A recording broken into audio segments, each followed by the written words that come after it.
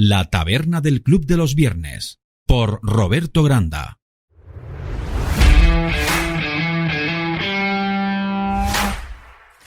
Muy buenas a todos y bienvenidos una semana más a la taberna del Club de los Viernes en Onda Layetana. Soy Roberto Granda y abrimos por primera vez en el año después del parón navideño. Espero que les hayan traído muchas cosas los Reyes esta edición. Para seguir en la senda preciosa en la que estamos inmersos, ha habido Reyes Magos con sus pajes y Reinas Magas con sus pajas. Ya sabéis que la idiocia es ilimitada, esto es un caudal que no para y la estupidez es infinita, así que lo vamos a seguir pasando bastante bien, me parece a mí, con tanto cantamañanas como anda suelto. Pequeño inciso. Pese al ambiente general, esta taberna, esta trinchera, sigue resistiendo como gato panza arriba y vamos a continuar opinando en libertad, sin más cortapisas ni frenos que los que imponen la mesura y la educación de cada cual. A algunos, como a Kake Minuesa, se les agrede en el ejercicio de su profesión. También hay insultos, difamaciones y presiones de todo tipo a la gente que de alguna manera trabaja o sale en los medios. Nosotros, huelga puntualizarlo, cualquier tipo de amenaza o comentario despectivo nos lo pasamos por el arco del triunfo. Hoy vamos a tocar un tema delicado, un tema candente, que no por incómodo nos va a hacer escurrir el bulto. Tengo aquí a tres amigos para hablar, sin prejuicios y con rigor, sobre inmigración. Antes, desde la puerta de la taberna, el editorial. La taberna del Club de los Viernes, por Roberto Granda. En 2018 llegaron a España en patera tantas personas como en los 7 años anteriores. 57.000 irregulares en total. Hay que añadir las 769 personas que perdieron la vida en el intento, en el empeño de llegar a nuestras costas. En Italia fueron muchas más. Son datos contrastados y únicamente de las llegadas oficiales. La realidad supera con creces esos números. Si existe un problema, es tan evidente como irreemplazable. La cuestión es si este problema complejo se está abordando con la responsabilidad y el sentido común que merece, o bien es usado como punta de lanza para azuzar populismos de toda índole. Tan delirante me parece la política de puertas abiertas y papeles para todos que esto es fiesta, como esa frasecita un poco de adolescente mental de ¿por qué no los acoges tú en tu casa? Ambos son extremos de la misma incomprensión y la misma demagogia simplista. Demagogia también la de nuestros líderes, tan comprometidos ellos con un problema que jamás van a vivir. Muchos de los gerifaltes progres residen bastante lejos de los barrios que están absorbiendo esta llegada masiva, y no digamos nada de las zonas de exclusión o no-go zones de las grandes capitales europeas, que son auténticos polvorines que tarde o temprano estallarán. Si un barrio arde, como a punto estuvo de arder Lavapiés, tranquilos, que los defensores de derribar las vallas van a estar muy lejos de allí, a salvo tras las suyas. Es fácil legislar u opinar sobre inmigración al calor de los muros de protección de tu chalet con seguridad privada, faltaría más. Existe un mantra bastante simplón que dice que ningún ser humano es ilegal. Claro, lo que sí puede ser ilegal es la forma de entrar en un país. Les cuesta entender a algunos que hay cierta inmigración que está compuesta por sujetos cuya cultura democrática es inexistente, brilla por su ausencia, y provienen de ganarse la vida en lugares donde nombran las palabras derechos humanos y se parten de la risa. Creer que todo el mundo es bueno, que todo inmigrante es un dechado de nobleza y que sabrá adaptarse perfectamente a las costumbres cívicas de países más o menos desarrollados es vivir en el limbo, es tener la cabeza dentro del cuento de Bambi. La realidad siempre es más jodida, dura y cruel de lo que las almas cándidas se imaginan. Almas cándidas del pensamiento Alicia que desarrolló Gustavo Bueno, donde se imaginan sociedades futuras, felices y pacíficas, todos conviviendo en tierna armonía, como si fuera la aldea de los Teletubbies. Y es que el que hable de alianza de civilizaciones, honestamente, no tiene ni puñetera idea de lo que dice. Se trata de concepciones opuestas del mundo. Las teocracias, y lo que ellas implican, jamás podrán convivir en igualdad de condiciones si tratan de infiltrarse en sociedades laicas o aconfesionales, donde las libertades se han ganado durante siglos y a base de derramamiento de sangre y mucha voluntad. Al final habrá que tragar con los efectos indeseables y contraproducentes de la multiculturalidad. Ellos están aquí, se van a quedar y vendrán más. La clave será la forma de enfrentarse a esos nuevos desafíos. Hay fantasmas que van a resurgir.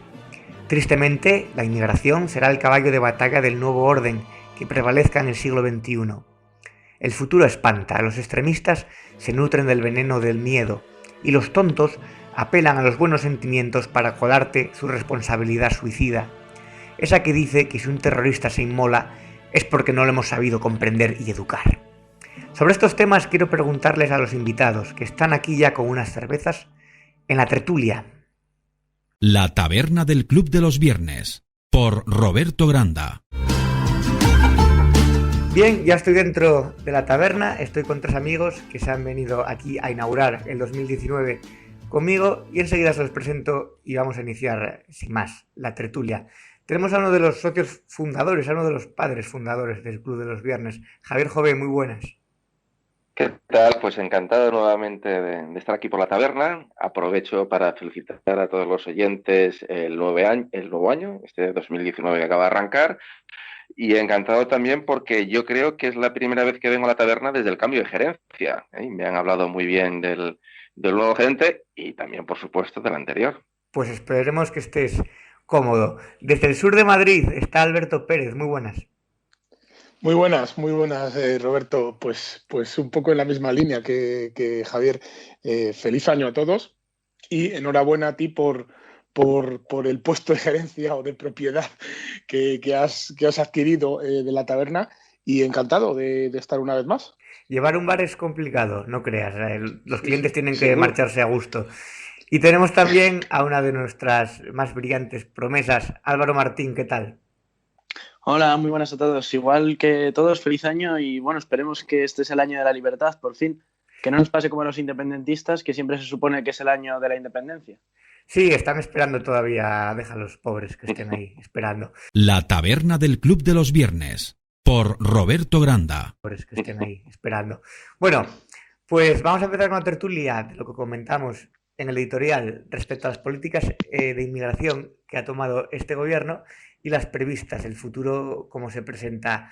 Javier Jové, tienes tiempo para que nos expliques lo que desees de este tema. Luego ya vamos en profundidad. Bueno, es evidente que las políticas del actual gobierno de España pues no son las más apropiadas para abordar este problema con seriedad y con sensatez, ¿no? Evidentemente las políticas que están adoptando son unas políticas que están actuando de un efecto llamada que se le suma las políticas contrarias de otros países ribereños que están siendo más contundentes y que al final están empujando para que esa inmigración recale en las costas españolas. No obstante, con el tema de la inmigración, al igual que con el tema de la economía, el gran problema que tenemos aquí es que desde la izquierda entienden que los temas que tienen que ver con la cosa pública hay que gestionarlas de manera distinta de cómo uno gestiona su propia casa. Así como en la economía doméstica todos y cada uno de nosotros procuramos tener nuestra economía saneada, cuando se trata de la cosa pública, pues aquí todos somos grandes defensores del endeudamiento y del déficit. Y cuando hablamos de la inmigración, pues nos pasa exactamente igual. Cuando hablamos de nuestra casa, de nuestro hogar familiar, pues todos nos preocupamos muy mucho de procurar que no entre gente indeseable o que solo entren en nuestra casa aquellos que nosotros autorizamos y que les damos las bienvenidas a ella, ¿no? Y sin embargo, cuando estamos hablando de las políticas públicas para entrar en la casa común de los españoles, pues sin embargo parece que la mesura, el sentido común que aplicamos a lo que es las paredes de nuestro hogar y de nuestra familia, pues resulta que no las aplicamos para cuando se trata de políticas públicas de inmigración. Entonces yo creo que aquí lo importante es hacer ver que las políticas públicas no deben ser muy distintas de aquello que nosotros hacemos en nuestro ámbito personal con las cosas que son nuestras, con las cosas que nos atañen, ¿no? Y por lo tanto, si en nuestra casa dejamos entrar solo aquellos que nosotros consideramos oportuno, pues entiendo que también en las políticas migratorias exactamente lo mismo. Al fin y al cabo, pues la entrada de inmigrantes ilegales en Solar Patrio, pues bueno, es un allanamiento de morada.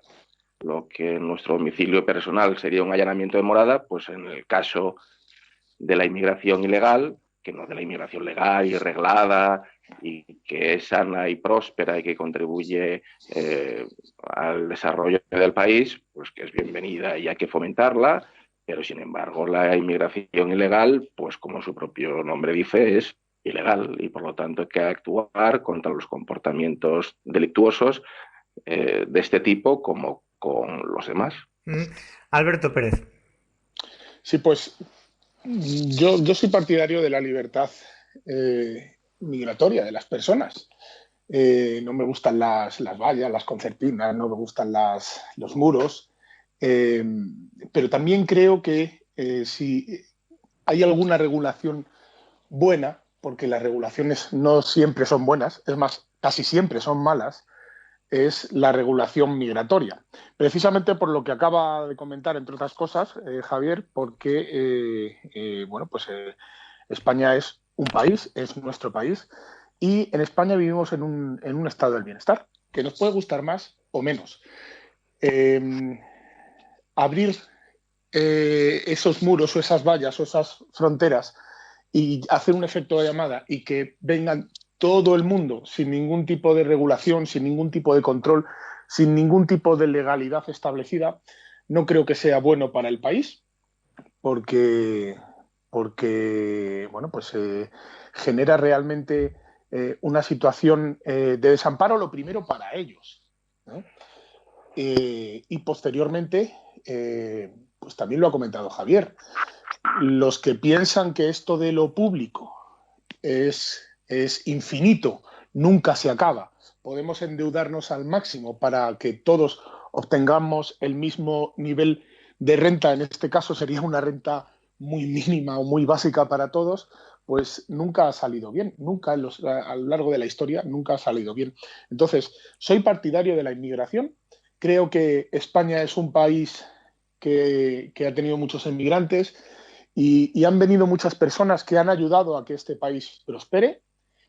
Y soy totalmente partidario de la inmigración, pero una inmigración en cierto modo controlada, o a grosso modo controlada, por supuesto, y con unas regulaciones que no se puedan saltar. También por la propia seguridad. Por desgracia, y lo comentabas también en el editorial, tenemos el problema de la inmigración de los islamistas, también los yihadistas, que generan también inestabilidad. Vamos a hablar de eso después, Alberto. Vamos a hablar. Entonces no me meto. Sí, le dejamos a Álvaro un segundo su introducción y vamos concretamente a ese tema. Álvaro. Venga.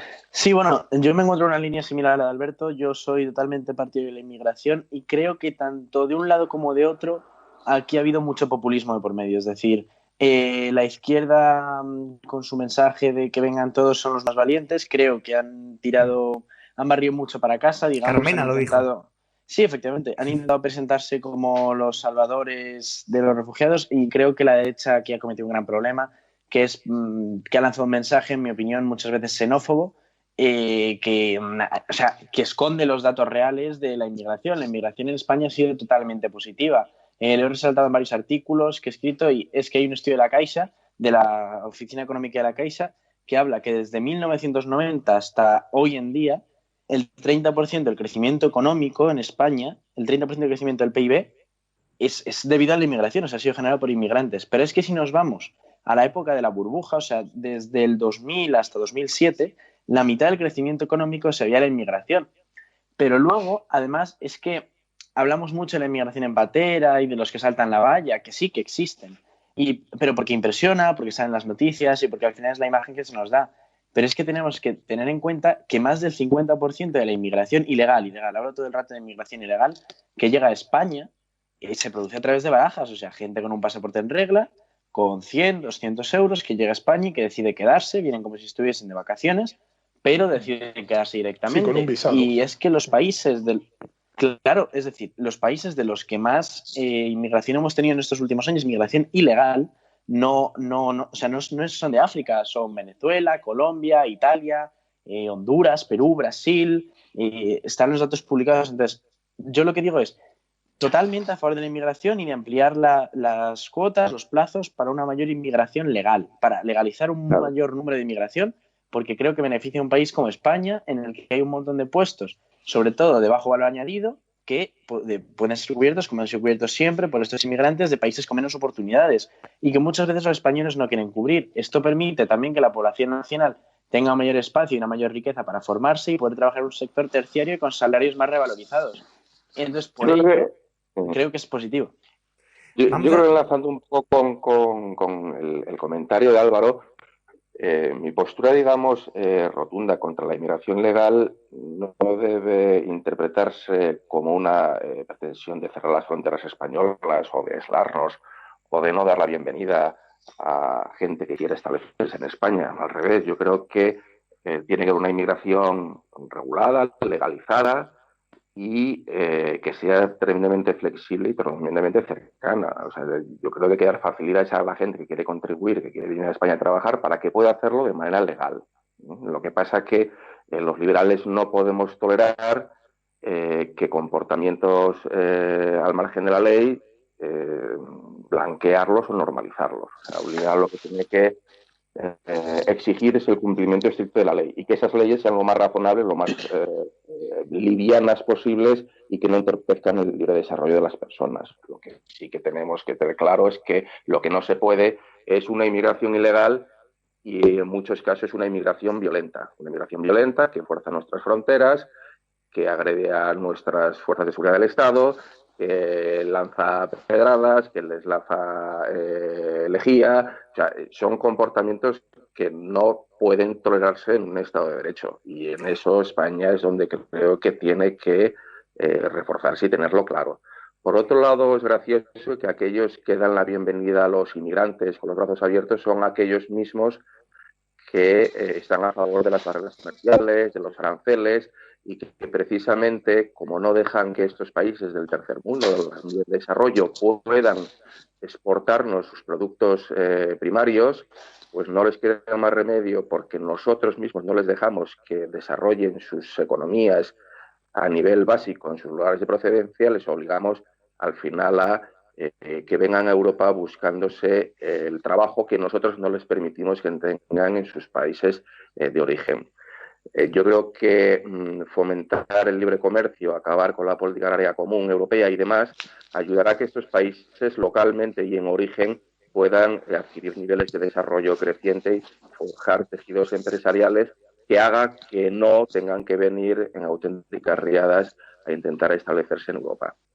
Javier, hacemos una pequeña pausa y enseguida volvemos con Alberto, porque si no se nos echa el tiempo encima. Hasta ahora. La taberna del Club de los Viernes, por Roberto Granda. Bien, Alberto, está siendo un debate bastante interesante. Sí. Por desgracia no tenemos todo el tiempo que desearíamos, pero me gustaría que siguieras, a raíz del tema inmigración legal, inmigración ilegal, formas de controlar y sobre todo formas de legislar, un poco al pie de lo que estaba diciendo Javier y de lo que estaba diciendo Álvaro. Mira, yo particularmente al hilo de lo que comentaba Javier, quisiera dar lectura a un pequeño post que publiqué hace como un año o algo así en las redes sociales respecto a poder desarrollar las propias personas que vienen a España buscando una vida mejor, poder desarrollar, gracias al libre comercio, al capitalismo, pues sus vidas en libertad en sus propios países, sin necesidad de saltar vallas, de jugarse la vida en pateras, etc. Es un pequeño texto que leo en 2 minutos, nada más, 1 minuto y medio. Un buen amigo de Fuenlabrada me regaló una patera de madera, en chiquitita, con el nombre de la entidad privada sin ánimo de lucro de mi ciudad que colabora con personas, es decir, una ONG de Fuenlabrada que colabora con personas de África saharauis principalmente. A Tánger llegan miles de subsaharianos cada año con la intención de saltar la valla y venir a España, un país donde a priori les espera una vida mejor, alejándose del hambre, la pobreza y de la miseria. Su riesgo es muy alto. Muchos de ellos pierden la vida en ese viaje, entre comillas viaje, por supuesto. En ese país, el máximo representante de la Iglesia Católica es su obispo, el gallego Santiago Agrelo. Este obispo se desplaza a los bosques donde se esconden los subsaharianos para darles comida, mantas y prestarle la ayuda que está en su mano. Un grupo de subsaharianos pensaron que podían existir de otra forma y sobrevivir desde allí sin necesidad de saltar la valla. Y se lanzaron con la ayuda del obispo a crear una pequeña empresa maderera. A raíz de esta idea y esta ayuda, el grupo de subsaharianos ha logrado sobrevivir fabricando estas vías de escape, fabrican pateras pequeñitas en miniatura, que muchos de sus compatriotas usan para llegar a países libres como España. Y yo creo que es digno resaltar cómo personas sin ningún tipo de recurso vital y con la ayuda de otras personas, en este caso de la Iglesia Católica, como es el obispo de Tánger, consiguen salir adelante a través del emprendimiento, del capitalismo y del libre mercado. Y es un poco al hilo de lo que comentaba Javier en el anterior comentario. Ellos pueden desarrollarse perfectamente en esos países. Evidentemente no tienen las libertades que podemos tener en España o en el resto de Europa, pero hay formas. Y este grupo de subsaharianos lo ha conseguido. Y si ellos lo han conseguido, ¿por qué no otros?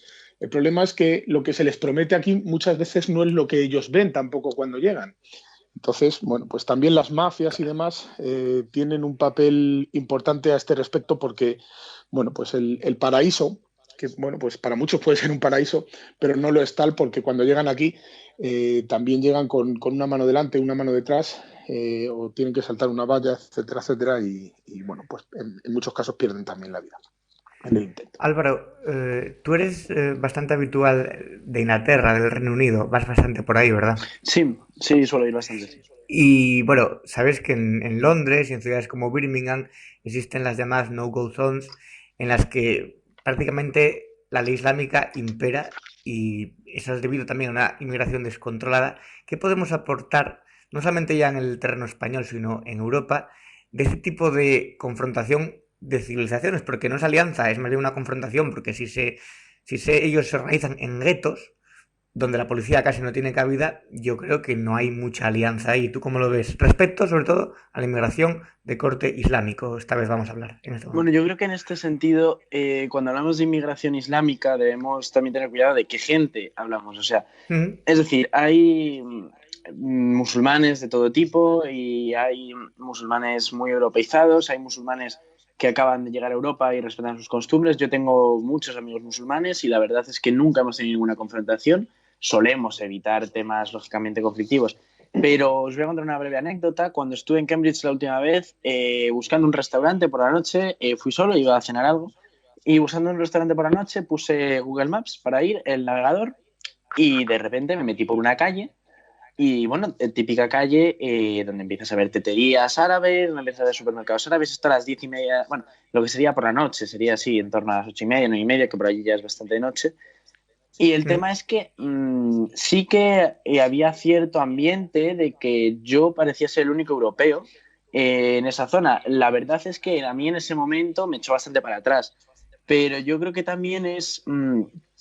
depende de la gente, porque luego pasabas y tampoco pasa nada. Es decir, lo que quiero decir es que sí que es verdad que hay violencia islámica, sí que es verdad que hay conflictos, y lo que quiero decir es que también si permitiésemos que las ciudades estuviesen más abiertas a todo tipo de culturas, en mi opinión, lógicamente, con un control, creo que se podría llegar a un punto de que respetando lógicamente ciertos valores de libertad, ciertos valores de derecho, el principio de no agresión al prójimo, creo que se podría llegar a un nivel de adaptación mucho mayor, a un nivel de convivencia mucho mayor, que si lo que se hace es que hay unas zonas que directamente por nuestra parte también se marginan, que al final lo que hace es que efectivamente se formen esos guetos que al final llevan a la violencia. Yo creo que respetando no los valores europeos, sino unos valores básicos de no agresión al prójimo, creo que se podría llegar a una mayor convivencia en todos los sentidos.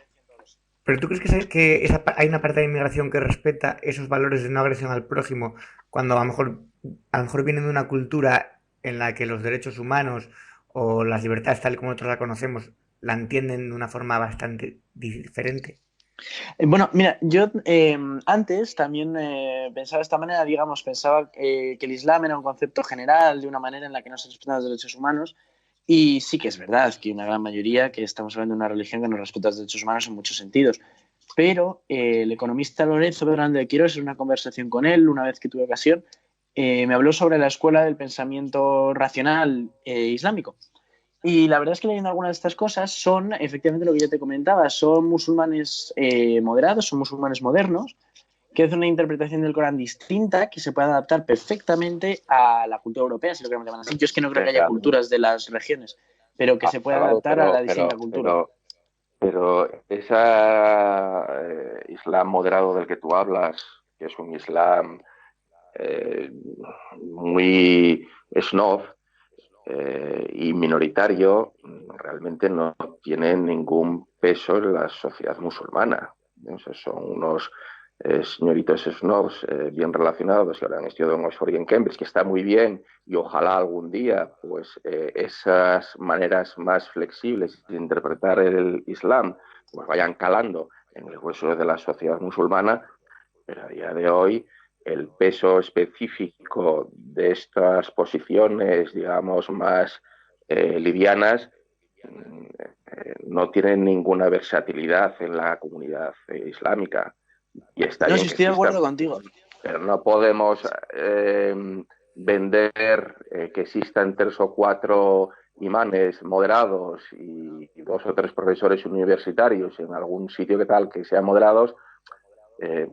No podemos perder la perspectiva. A día de hoy el Islam pues, es difícilmente amoldable a la cultura occidental. Ojalá llegue un día en que, digamos, se desprendan de sus hábitos y sus creencias que son más incompatibles con el respeto a las libertades individuales, y ojalá algún día ellos pues atraviesen su ilustración o su proceso, digamos, de madurez y podamos realmente integrarlos en la sociedad. Pero a día de hoy el problema es cómo llegamos a eso.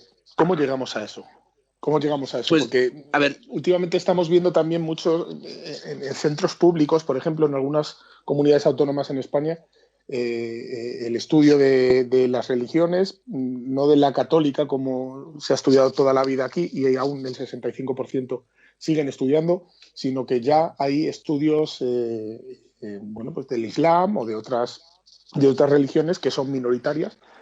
Aún son minoritarias, aunque dentro de poco no serán tan minoritarias como lo son ahora. Entonces, si la educación va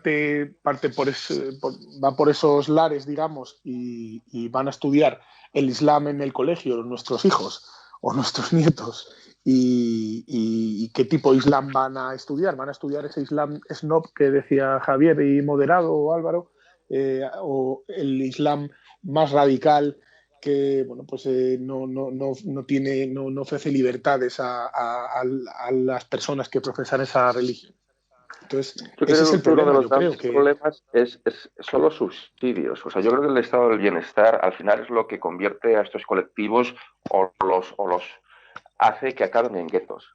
La posibilidad de vivir sin trabajar, de vivir de los subsidios, que te den una casa gratis, que te den la sanidad gratis, que te den todo gratis, al final hace que no tengas esa necesidad de interés de trabajar, ¿no? Aquellos inmigrantes que realmente tienen la necesidad vital de sacar adelante a sus hijos, de trabajar, de tener un empleo de 8 o 10 horas al día, de tener que pagar un alquiler, de tener que alimentar a sus hijos, de tener que llevarlos al colegio y todo lo demás, pues posiblemente no tenga tiempo de andar por ahí yendo a mezquitas salafistas a que le laven el cerebro, ¿no? Yo creo que gran parte de la culpa es que les estamos cebando para que no laboren, y el que no labora pues al final acaba pues con su vida los musulmanes y los patrios. Bueno, Javier, pero a ver, en el fondo yo creo que ese es un concepto que hemos tenido siempre, pero si observamos la última encuesta de población activa, con datos del año 2017, se observa que la tasa de actividad, es decir, la gente que está dispuesta a trabajar y la gente que está trabajando en sectores de la población, en la población nacional, digamos en los españoles, es de un 55%, mientras que en la población inmigrante es de un 68%, inmigrante, digamos, ilegal, o sea, sobre todo de África subsahariana e inmigración musulmana. Es de un 68%, es decir, es mayor la predisposición al trabajo de la población inmigrante que muchas veces de la población nacional. Entonces yo creo que estos son los conceptos que o sea, debemos debatir con coherencia al final. Álvaro, tenemos que debatir con coherencia, es así, y de hecho está siendo muy interesante. Teníamos que haber hecho 2 pausas, hicimos solamente una, no os quise cortar porque el debate estaba siendo tan rico Está muy bien, que os dejé a vosotros libremente que debatierais, pero claro, el tiempo que tenemos es el que hay y tenemos que pasar enseguida a la entrevista económica, así que os voy a ir despidiendo uno a uno, os dejo una breve epílogo final, que aportéis una frase 2 para poder terminar. Javier Joven, muchas gracias por estar aquí en la taberna. Bueno, pues muchas gracias y por mi parte dar la bienvenida a todos los inmigrantes regulares que vengan a aportar y que vengan a trabajar y demás. Y yo creo que política de firmeza con aquellos que fuerzan nuestras fronteras para intentar instalarse y parasitar al sistema. Vale, muy bien. Alberto Pérez, gracias por estar en la taberna. Esta caña queda apagada ya. Muy bien, gracias a ti, Roberto, y compañeros de tertulia. Inmigración sí, inmigración necesaria, pero inmigración controlada. Yo me voy a quedar simplemente en esos pequeños apuntes. Álvaro Martín, ahora quedo contigo después de la canción para hablar de economía. ¿Qué te parece? Genial, muchas gracias. Como siempre, un placer debatir con gente tan buena como son Alberto, Javier y, bueno, tú mismo, Roberto. Y nada, me quedo con la idea de que, como liberal, estoy totalmente a favor de la inmigración. Creo que debería haber una mayor inmigración dentro de los cauces legales. Lógicamente, lo que no se puede permitir es la inmigración ilegal, pero deberíamos ampliar esos cauces y esas cuotas para que haya mayor inmigración legal. Muy bien, pues vamos con una canción y enseguida volvemos con la entrevista económica con Álvaro Martín. No se vayan. La taberna del Club de los Viernes, por Roberto Granda. Bien, ya estamos de vuelta. Tras la canción estamos todavía con Álvaro Martín, que quiere poner negro sobre el blanco en todos estos números, datos que nos están llegando respecto a la deuda pública que hay en España, a cuánto acumulamos, cuánto debemos y sobre todo cuánto vamos a tener que pagar cada ciudadano. Álvaro, ¿qué nos puedes aclarar de esto? Bueno, debemos de saber diferenciar, en primer lugar, lo que es la deuda pública española y lo que es la deuda exterior española.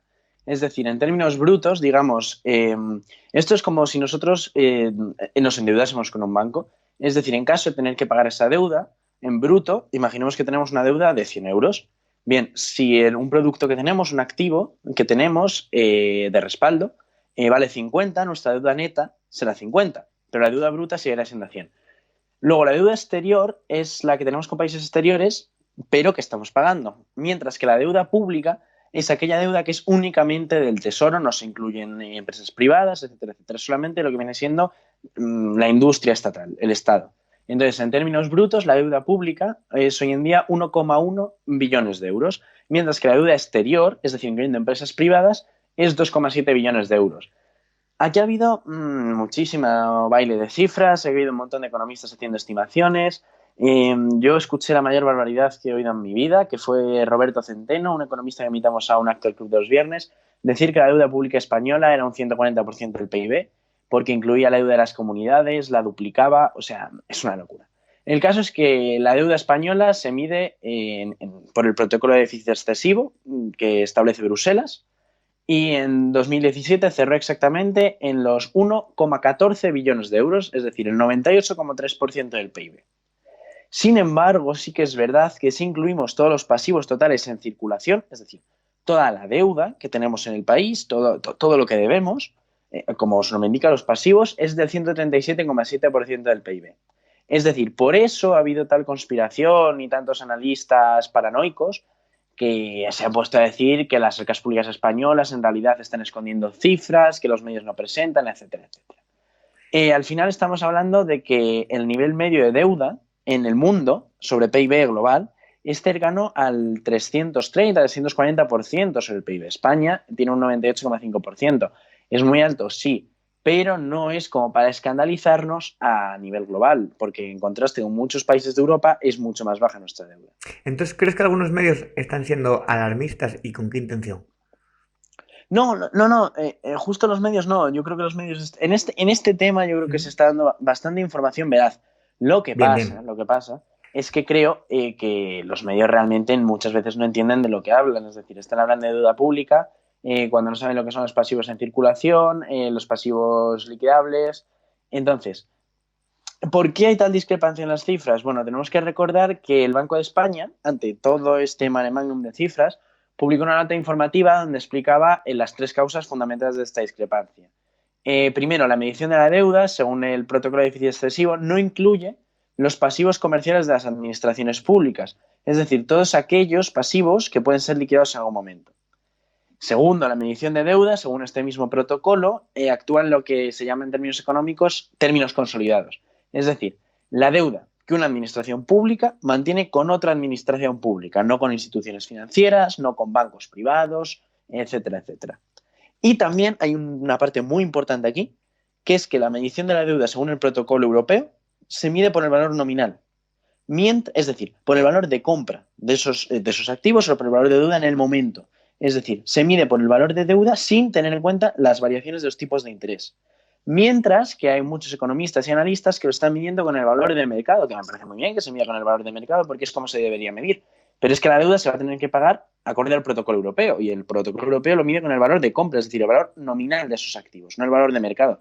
Entonces la deuda la tendremos que calcular según el protocolo que estamos siguiendo. Y en cuanto a gasto por ciudadano, el desembolso que va a tener que hacer el ciudadano, sí, ¿sobre cuánto podríamos calcular? O sea, en el bolsillo de cada español, ¿cuánto puede repercutir que la deuda esté en estos números que nos estás dando? Pues supuestamente está en torno a 30.000 euros por ciudadano. Lo que pasa es que estos son números muy simples, es decir, se ha cogido la deuda y se ha dividido entre el total de la población. Pero no es tan simple, es decir, porque depende de qué ciudadano. Por ejemplo, en los próximos 2 años vencen en España 120.000 millones de deuda pública, es decir, 120.000 millones que se van a tener que pagar a todos aquellos acreedores que en su momento nos financiaron. Pero es que en toda Europa vencen 2,5 billones de deuda pública. Y es que también colaboramos con esa deuda europea, es decir, al estar en la Unión Europea, algo de lo que yo estoy totalmente a favor, hay una solidaridad internacional entre los países que lo que hace es que haya un fondo común para pagar esa deuda. Todavía no se ha llegado a los eurobonos, que eran lo que proponían Macron, sobre todo Macron, porque Merkel se negaba, que a mí me parece un poco locura, porque las condiciones económicas de los países no son tan similares de momento como para poder tener eurobonos. Pero el caso es que esa deuda, igual que un mecanismo único de resolución, hay un fondo único para esas situaciones con países endeudados como Grecia, etcétera, etcétera, en los que sí que se pagó su deuda en el momento. Entonces, no contemos solo nuestra deuda porque recibimos apoyo de los europeos, pero es que nosotros somos contribuidor neto en la Unión Europea. Entonces, pues depende mucho de cómo se hagan sus cálculos. Álvaro, ¿y qué economistas de cabecera recomendarías tú a los oyentes que sean más o menos accesibles para un público que no sea ducho en economía, que pudieran ser interesantes? Bueno, yo recomiendo muchísimo a mi mecenas, a mi mentor, el que me enseñó el camino, el que me escribió el prólogo de mi primer libro, que vino conmigo a la presentación, que le tengo un cariño enorme, a Daniel Lacalle, lo recomiendo para todo el mundo, sobre todo. Te iba a preguntar precisamente sobre él, así que sí, dime. Sí, pues sobre todo, o sea, los libros los recomiendo totalmente, son magníficos, tienen un toque irónico que es incluso divertido. Pero si alguien no se quiere meter directamente en los libros, recomiendo sus artículos, que son bastante cortos pero bastante concisos, que escribe todas las semanas uno en el español. Luego, cierto. Es muy didáctico la manera en la que escribe Juan Ramón Rayo. Juan Ramón Rayo escribe con bastantes datos, pero muy didáctico. También lo seguimos en el Club de los Viernes a Rayo, claro que sí. Rayo no he tenido la oportunidad de conocerle todavía, pero escribe muy didáctico, es decir, cada concepto que introduce lo explica. Entre paréntesis lo explica. Entonces es muy... Y pone links a todos los datos, etcétera, etcétera. Es muy accesible para alguien que no tenga un gran conocimiento de economía. Y es un liberal muy crítico con Vox. Sí, ahí coincidimos Juan Ramón y yo. Juan Ramón es un libertario minarquista. Cree que tiene que haber un gasto del 5% sobre el PIB en el sector público. Yo soy liberal clásico y no coincido, pero sí que coincidimos en la parte de que Vox es un partido populista. Que bueno, esto daría para una conversación de 3 horas y media. Sí. En el Club de los Viernes lo bueno es que hay distintos puntos de vista, distintas sensibilidades, es un club plural y por lo tanto eso también enriquece el debate. Imagino que tú disfrutas muchísimo cuando está Daniel Lacalle en La Sexta y pone a caldo y pone los puntos sobre las íes a todos los progres que por ahí pululan. Sí, bueno, hay unos vídeos en YouTube que si buscas recopilación Dani en la calle, en La Sexta Noche hay unos vídeos buenísimos. Hay uno con una política que ahora no me acuerdo, de En Marea, de la rama esta de Podemos en Galicia. Bueno, esas Que tienen el conocimiento justo para estar en el debate sin caerse. O sea que... Bueno, que no sé qué le llaman, me parece que anarcocapitalista o algo así. Y a Daniel le entró un ataque de risa que empezó a descojonarse, pero que se puso rojo de la risa y no pudo seguir porque le habían llamado anarcocapitalista cuando es defensor de la sanidad pública. Entonces, hay vídeos que merece la pena ver muchísimo. Sin duda. Pues Álvaro, muchas gracias por estar aquí, por las explicaciones. Bueno, y ya seguiremos contando contigo en futuras tabernas. Muchísimas gracias. Venga. Hasta luego, Álvaro. Y hasta nosotros, luego, en un segundo, volvemos de nuevo a la taberna tras una pausa con las recomendaciones culturales. La taberna del Club de los Viernes, por Roberto Granda. La taberna está a punto de cerrar ya. La sección cultural de esta semana será breve. La tertulia se ha alargado un poquito más de la cuenta. Ha sido tan interesante como intensa. Y yo les he dejado hablar para no cortar un debate que sin duda da para mucho y seguirá en nuestro Twitter. La taberna tiene Twitter. Tenemos que adaptarnos a las nuevas tecnologías, siempre como herramienta útil y práctica y como medio, no como fin. Pues lo suyo es que los usuarios, al menos yo así lo veo, deben usar Twitter con la táctica de las guerrillas, entrar y salir. Entras, escribes algo si quieres, observas un poco y te vas. Si te quedas mucho te puedes intoxicar. Puede ser divertido y hay cuentas interesantes, pero Twitter no es la realidad. Y tampoco conviene informarse únicamente a golpe de tweet o de titular. Casi todo es sesgado, tremendista, cortado o con exagerada polarización. Y, por supuesto, alejan a los niños, a ser posible, del mundo de las redes. Me gustaría saber además qué sentido tiene regalarle a un chaval de 6 o 7 años una tablet, como sabemos que ocurrió en las pasadas navidades, o un móvil inteligente, una videoconsola. ¿Acaso somos bichos raros los que nos criamos con libros? A los niños, en esa edad tan incierta como crucial, hay que enseñarles a pensar y a dudar de todo, a leer y también a que pongan en duda lo que leen. No basta con que a determinada edad sepan cuál es la verdad de los Reyes Magos. Sus dudas deben ir mucho más allá. Sería conveniente que pudieran llegar a plantearse si están viviendo bajo un cielo despoblado de dioses. No es malo que a esa edad se cuestionen, todo lo contrario. Lo malo es el dogma, señores, lo malo es la imposición porque sí y el lavar cabezas y conciencias en cerebros que están en formación.